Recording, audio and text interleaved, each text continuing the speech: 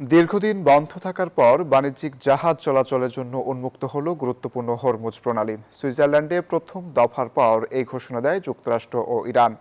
মার্কিন president Donald Trump জানিয়েছেন তেহরানের সাথে একটি ন্যায্য চুক্তির চেষ্টা চলছে। অন্যদিকে ট্রাম্পের অমত সত্ত্বেও ইরান যুদ্ধ বন্ধে ভোট দিয়েছে মার্কিন সিনেট। এদিকে ওয়াশিংটনে ইসরায়েল ও লেবাননের মধ্যে শুরু হয়েছে পঞ্চম দফার আলোচনা। বিশ্ব অর্থনীতির অন্যতম প্রধান ধমনী দিয়ে ফের শুরু হলো পণ্যবাহী জাহাজের আনাগোনা। কাতার ও পাকিস্তানের মধ্যস্থতায় প্রথম দফার আলোচনা শেষে হরমুজ প্রণালী পুনরায় চালুর বিষয়টি আলাদাভাবে নিশ্চিত করেছে ওয়াশিংটন ও তেহরান। সম্পর্ক উন্নয়নের ইঙ্গিত দিয়ে মার্কিন প্রেসিডেন্ট ডোনাল্ড ট্রাম্প জানান, ইরানের সাথে একটি সম্মানজনক চুক্তিতে পৌঁছাতে কাজ করছে তার প্রশাসন।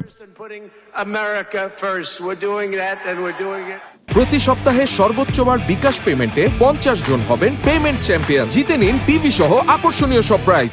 তবে প্রেসিডেন্টের অবস্থানের বাইরে গিয়ে ইরানের বিরুদ্ধে চলমান সামরিক অভিযান স্থায়ীভাবে বন্ধের পক্ষে 50-48 ভোটে ঐতিহাসিক রায় দিয়েছে যুক্তরাষ্ট্রের সিনেট।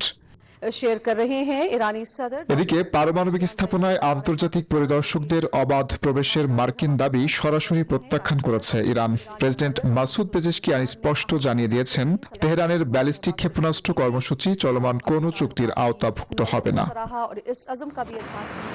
অন্যদিকে সংঘাতের স্থায়ী অবসানের লক্ষ্যে মার্কিন মধ্যস্থতায় ওয়াশিংটনে শুরু হয়েছে ইসরায়েল ও লেবাননের পঞ্চম দফার সরাসরি শান্তি আলোচনা।